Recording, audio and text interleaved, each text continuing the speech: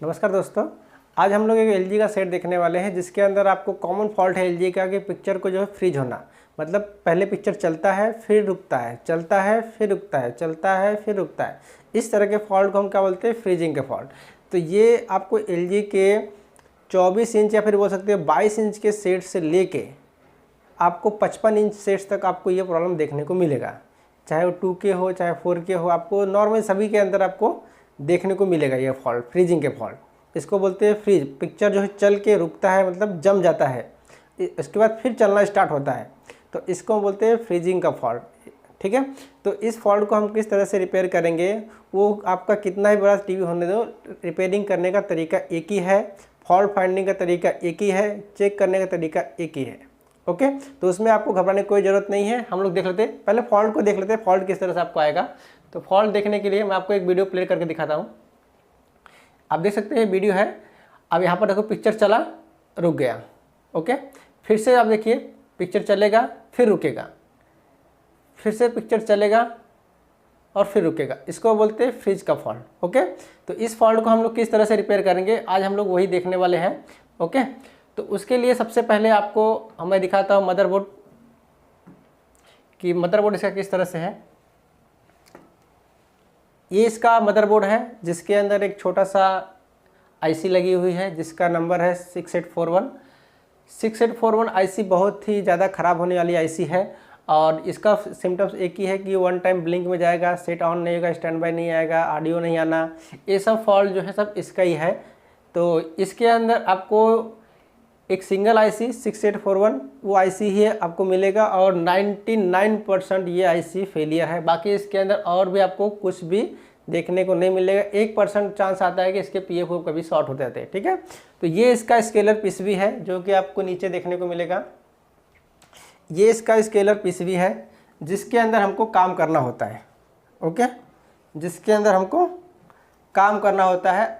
कोई भी पैनल की दिक्कत आएंगे तो हमको इस स्केलर पीसीबी के अंदर काम करना होता है। अगर इन केस ब्लैंक कंडीशन में आता है कि सपोज करो कि पिक्चर आ ही नहीं रहा है, तो उसके अंदर हम लोग यहाँ पर इसका सप्लाई 5 वोल्ट या फिर 12 वोल्ट, जितने वोल्ट का आपका पैनल होगा वो वोल्टेज हम लोग पहले पैनल का सप्लाई चेक करते हैं, जो कि इस वायर के जरिए हमारे इस केबल के जरिए हमारे इस पीसीबी तक पहुँचाया जाता है। साथ ही साथ डेटा होता है। अगर फुल एचडी रहेगा तो आपका 10 पेयर का डेटा रहेगा। सब पहले हम लोग बेसिक समझ लेते हैं, उसके बाद हम लोग वहाँ पर डिस्कस करते हैं। अगर नॉन एचडी रहेगा तो उसके अंदर 5 पेयर का डेटा रहेगा। 10 पेयर मतलब कि 20 लाइनें रहेंगी और 5 पेयर मतलब कि आपको 10 लाइन रहेगा। एक पेयर का मतलब आपको 2 लाइन। एक पेयर का मतलब कितना होता है? 2 लाइन। ठीक है, तो ये अगर 5 वोल्ट का रहेगा तो हो सकता है वो चाहे 10 पेयर हो चाहे 5 पेयर है, वो भी कुछ भी हो सकता है, लेकिन आपको इसका सप्लाई और डेटा लाइन दोनों को बारी बारी से आपको देख लेना है। ठीक है, तो ये इसका स्केलर पीसीबी है जिसके अंदर हमको काम करना है। ओके, तो अब हम लोग थोड़ा सा स्केलर पीसीबी को ऊपर ले लेते हैं ताकि आपको समझने में ईजी हो। तो आप देख सकते हो इसका स्केलर पीसीबी आपको ऊपर आपको देखने को मिलेगा। ओके, तो इसका यहाँ पर आप देख सकते हो ये इसका DC IC plus level shifter IC है और ये इसके अंदर ये इसका टिकॉन का आईसी है। ओके, तो इसके अंदर 2 चीज़ इनबिल्ट किया हुआ है, डीसी आईसी और लेवल शिफ्टर आईसी, और वो वहाँ पर सेपरेट टिकॉन है। ओके, बस इसके अंदर ये इतना ही होता है। किसी में लेवल शिफ्टर आईसी बाहर निकाल के देगा, किसी में इनबिल्ट रहता है, तो आपको देख के ही मालूम पड़ जाना चाहिए कि किस हिसाब से वो बनाया है। ओके, तो अब हम आते हैं सीधा स्केलर पीसीबी को लेके। तो स्केलर पीसीबी के अंदर आपको मैं दिखाता हूँ कि यहाँ पर आप देख सकते हो ये इसका स्केलर पीसीबी है। थोड़ा पिक्चर क्लैरिटी सही नहीं है, इसको देखते हैं। इसमें क्लैरिटी सही है लेकिन आपको ये देखते हैं। ठीक है, ये इसका स्केलर पीसीबी में जो आपका डीसी आईसी प्लस आपका जो इसके अंदर लेवल शिफ्टर आईसी है, तो ये आपका डीसी आईसी है। ओके, जिसका नंबर यहाँ पर आपको दिखता रहेगा। ठीक है, 4058 है क्या कुछ नंबर है SM। ठीक है, तो यहाँ पर आपको सबसे पहला काम है कि सारे वोल्टेजेस को प्रॉपर तरीके से चेक करना। जब फ्रीजिंग के फॉल्ट आएंगे तो 99% आपका जो है सारे वोल्टेज एकदम क्लियर बनते रहेंगे, कोई दिक्कत नहीं आएगा, ठीक है। लेकिन आपको फिर भी एक बार वोल्टेज को चेक करना है। जैसे कि यहाँ पर लिखा हुआ है VGH, जो कि आपको 25 वोल्ट से लेके 30 वोल्ट तक होता है, वो डिपेंड करता है पैनल कितने वोल्ट का है। उसके बाद VDD लिखा हुआ है, यहाँ पर VDD और AVDD दो डिफरेंट चीज़ें हैं। और उसके बाद में AVDD कहाँ लिखा हुआ है, कहीं लिखा हुआ है, कहीं पे दिख रहा है आपको?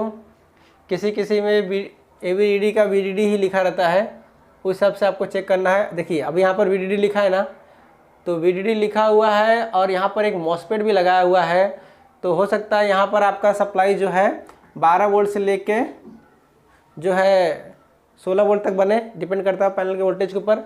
और यहाँ पर आपका VCC लिखा हुआ है, तो VCC यहाँ पर आपको दिख गया, तो ये जाहिर सी, अब VDD लिखा है तो आपका ये 16-17 वोल्ट, यहाँ पर 15 वोल्ट 12 वोल्ट हो सकता है। और ये आपका 3.3 यहाँ पर लिखा है, ठीक है। कभी कभी VDD लिखा रहता है और AVDD भी लिखा रहता है। जब VCC लिखा है यहाँ पर, तो यहाँ पर VDD लिखा है, तो आप समझ जाइए कि या तो ये 3.3 रहेगा या तो 16 वोल्ट रहेगा, ठीक है, या 15 वोल्ट 12 वोल्ट, जैसा जैसा पैनल लगा वैसा। और उसके बाद में यहाँ पर आपका VGL लिखा हुआ है, तो VGH का मतलब होता है voltage gate drive high. VGH का मतलब वोल्टेज गेट ड्राइव हाई, या फिर लिखा रहेगा V on, okay, VGH V on. और यहाँ पर लिखा था VGL या फिर V ऑफ, VGL या फिर V ऑफ, ठीक है। तो इसका अलग अलग नाम है। और VDD किसी में AVDD लिखा रहता है, क्या लिखा रहता है, AVDD या फिर VAA, ओके, VAA VDD ये सब लिखा रहता है। और यहाँ पर जो देखो HVDD भी लिखा है, तो HDD मतलब क्या आता है आपका, AVDD का हाफ वोल्टेज, ठीक है। H का मतलब हाफ वोल्टेज रहेगा, जैसे यहाँ पर 12 वोल्ट रहेगा तो यहाँ पर 6 रहेगा, यहाँ पर 16 रहेगा तो यहाँ पर 8 रहेगा, ओके।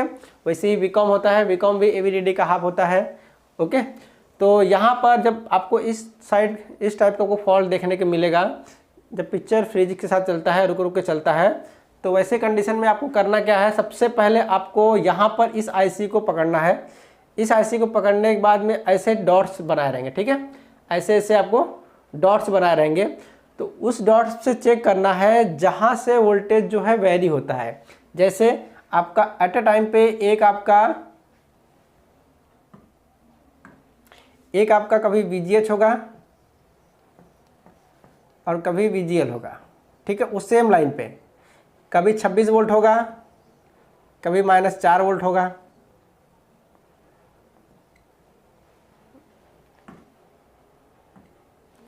कभी कितना होगा, 26 वोल्ट होगा, कभी 26 वोल्ट होगा, कभी -4 वोल्ट होगा। तो ये कंटिन्यूस, जैसे कि यहाँ पर जैसे ट्रैक है, तो आपको इसके ऊपर चेक कर लेना है कि किसके ऊपर 26 हो रहा है और किसके ऊपर -4, मतलब दोनों पे एक ही होगा। मतलब ऐसा आपको 2 ट्रैक आया रहेगा, जैसे ये ट्रैक एक आया हुआ है और दूसरा ट्रैक ये आया हुआ है, बरोबर। तो इसके ऊपर भी कभी 26 वोल्ट होगा, कभी -4 वोल्ट होगा, और इसके अंदर भी कभी 26 वोल्ट होगा। लेकिन जब यहाँ पर 26 रहेगा, तब यहाँ पर आपका कितना रहेगा, 4 वोल्ट रहेगा। मैं आपको यहाँ पर 4, इसको कैसे बनाऊँ, इस तरह से बनाता हूँ, रुको फिर से बनाता हूँ मैं। तो यहाँ पर लिखता हूँ 26 वोल्ट और -4, ठीक है, और यहाँ पर लिखता हूँ -4 और 26 वोल्ट, ओके।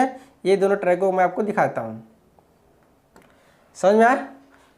तो ये दोनों ट्रैक है, इस पर कभी 26 होगा, कभी -4 होगा, कभी जब इस पर -26 रहेगा तब इसके ऊपर -4 रहेगा, और जब इसके ऊपर -4 रहेगा तो इसके ऊपर 26 रहेगा, ठीक है। अब या तो इस पेयर में पिक्चर क्लियर होगा या तो इस पेयर में पिक्चर चलेगा आपका। जैसे हमने जब वीडियो देखा उसके अंदर आपने देखा कि एक टाइम पे जब पिक्चर चलता है, हो सकता है उस टाइम पे ये सीक्वेंस आता रहे या फिर ये सीक्वेंस आता रहे, ठीक है। आपको ये कैसे कन्फर्म करना है, जब आपका पिक्चर चलता रहे, उस समय आपको ये देखना है कि इस पॉइंट पे कौन सा वोल्टेज है। VGH रहने पे सही चल रहा है या VGL रहने पे सही चल रहा है। ओके, बात क्लियर आई। तो ये दोनों पेयर में से कोई ना कोई एक पेयर सूट करेगा। अगर -4 इस पे रहने पे है, -4 अगर इस पे रहने पे सही चल रहा है, -4 अगर इस पे सही चल रहा है, तो इस पे जो है 26 वोल्ट या फिर 27 वोल्ट या फिर 30 वोल्ट रहने पे पिक्चर चल रहा है। ठीक है, एक कंडीशन ये आ जाएगा। ठीक है, तो अगर ऐसा होता है तो आपको क्या करना है कि ये दोनों लाइनों को यहाँ से कट कर देना है।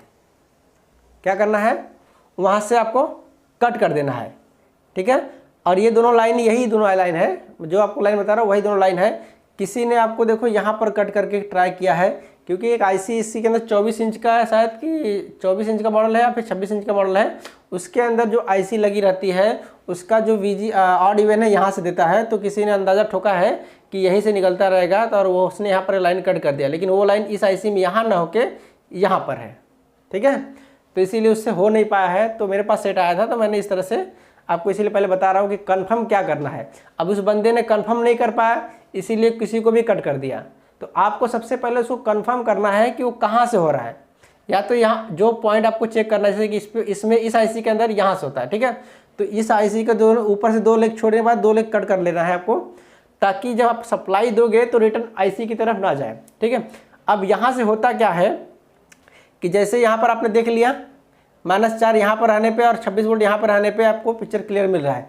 अगर आपने पहले एक ही चेक करना है, आप इसी पे रख के चेक कर लीजिए कि कौन सा वोल्टेज इस पे आने पिक्चर सही चल रहा है। अगर इस पे -4 आने पे चल रहा है तो जरूर जाहिर सी बात है इस पे 26 रहेगा। आपको दूसरे चेक करने की जरूरत नहीं है, आपको यहाँ से कट करना है, -4 वाले को VGL दे देना है यहाँ से, और इसको वाले को आपको VGH देना है, वो भी कंटिन्यूअस। ठीक है, तो यहाँ से ट्रैक कट कर दो, IC साइड न जाने पाए, और VGH और VGL दे के आपका काम करा लो। ठीक है, तो अब यहाँ पर देखते हैं,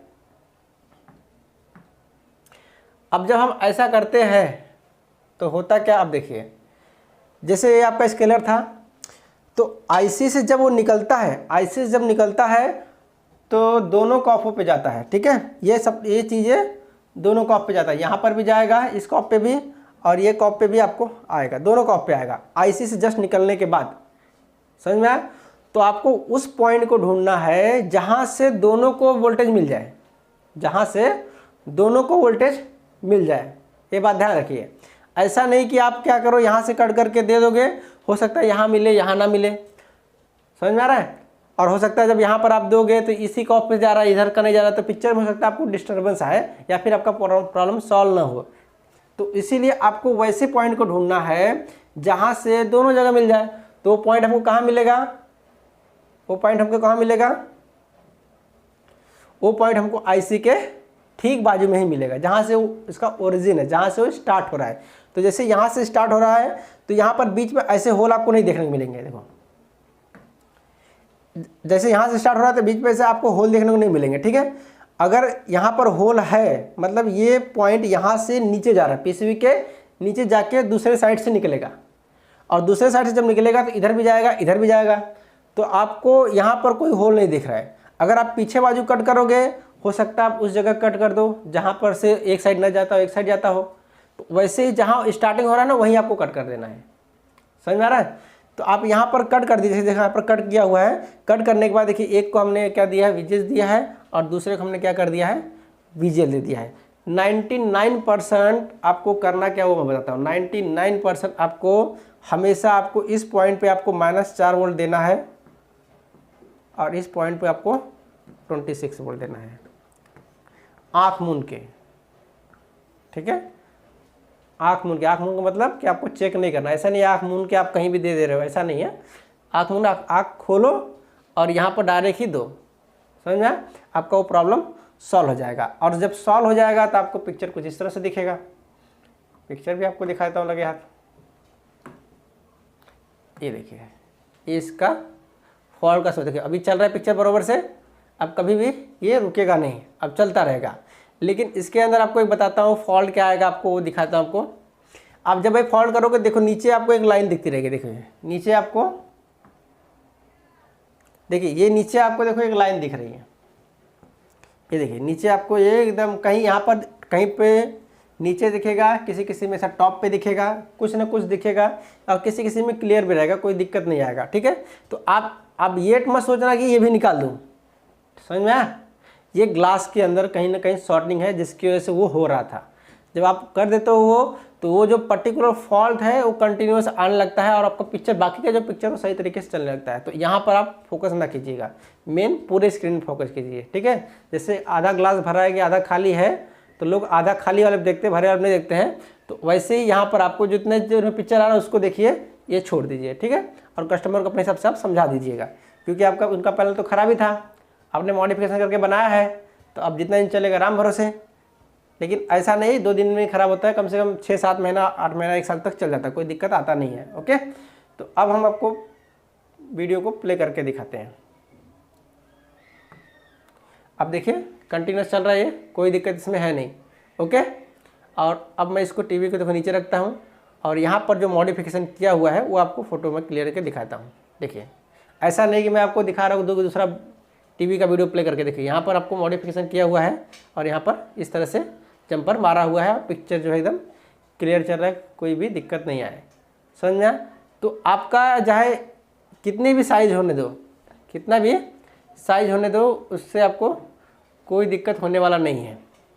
जैसे आपको मैंने किस तरह से बताया है, आपको मैं वो भी बताता हूँ, एक बार फिर से हम लोग रिवाइज कर लेते हैं। चलो तो भी ले लेते हैं, थोड़ा नोक पतीला कर लेते हैं इसका।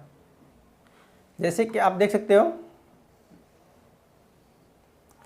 इस तरह से आपका एक लेवल शिफ्टर और DC-DC ऐसी था, इसके अंदर 2 सप्लाई आया, एक क्या हुआ VGH आया और दूसरा क्या हुआ VGL आया।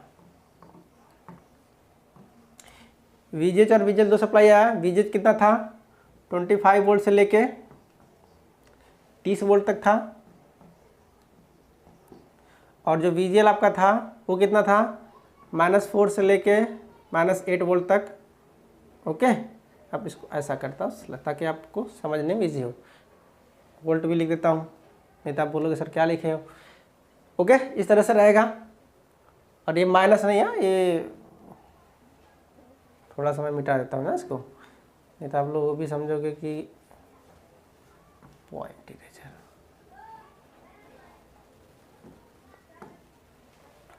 ठीक है। उसके बाद में क्या होता है कि इसके अंदर कुछ कंट्रोल सिग्नलें आती हैं। कौन देता है? टीकॉन IC देता है। ठीक है, फिर पॉइंट मार कर लेना पड़ेगा। कौन देता है? टीकॉन IC देता है। ठीक है, कुछ कंट्रोल सिग्नलें आती है जो कौन देता है? टीकॉन IC देता है। उसके बाद में उसी कंट्रोल सिग्नल की मदद से ये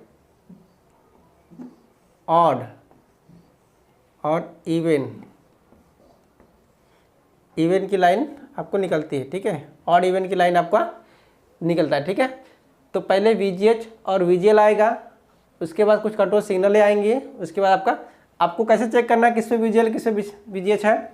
जैसे मैंने दूर से जंपर दिया ना, आप पास से भी दे सकते हो, क्योंकि मैंने इसलिए दिया है क्योंकि मैंने वहाँ पर मुझे ईजी लगा, इसलिए। किसी किसी में दूर रहता है तो आप दूर से दे सकते हो।